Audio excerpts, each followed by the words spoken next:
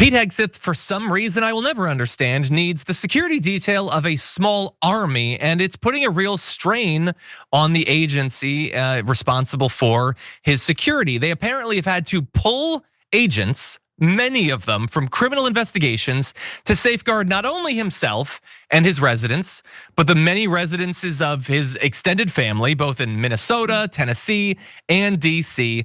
It's costing millions and millions of dollars, to be clear. And they're doing weeks-long assignments for all this different staff.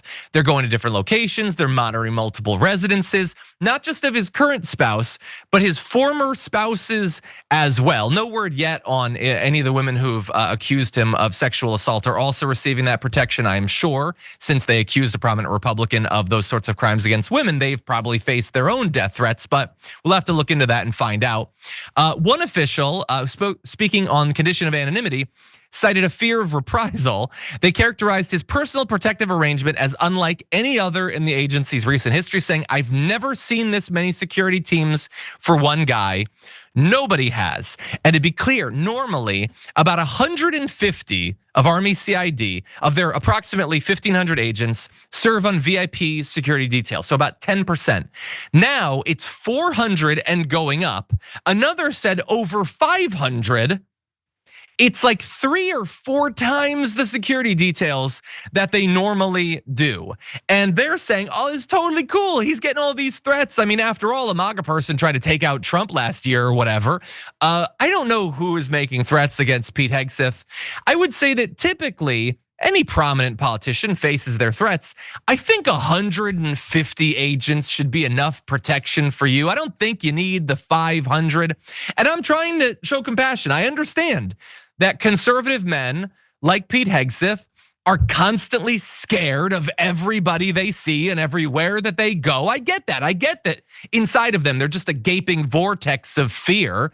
But that said, you've got 150 real men around you. And so I'm just gonna have to demand at this point, since I'm paying for this, Pete Hegseth, could you, for the love of God, stop being such a little bitch and just accept the normal security detail that was more than enough to safeguard the life of every Secretary of Defense before you?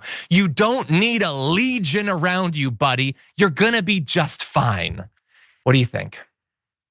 Hegseth is like every rookie NFL player who we don't even know them. They're not one of the big stars yet. They're traveling around with security, then there's somebody holding their money bag, and oh yeah, they've got a photographer for social media. All of it's a waste. It's to look big time. I'm rolling up to the club. If anything, they're there to protect people in bars from him. Okay, where he acts up, conventions and the like. I mean, it's silly, and they're fleecing.